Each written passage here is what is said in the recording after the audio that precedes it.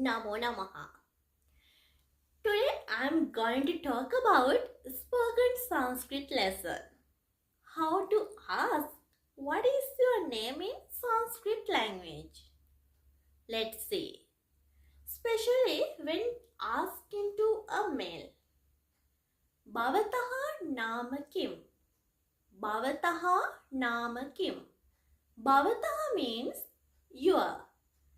Nama name. Kim what? What is your name? Answer is Mama Nama. You can tell your name.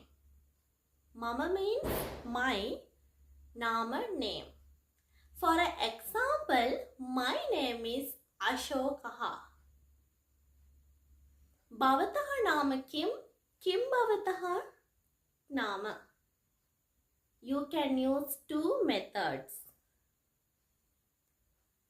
When asking to a female, Bhavatyaha Nama Kim? Bhavatyaha means your, Nama name, Kim what? Kim Bhavatyaha Nama. You can use two methods. Bhavatyaha Nama Kim? Answer is Mama Nama. You can tell your name. For an example, Mama Nama Parami. Now it's your turn.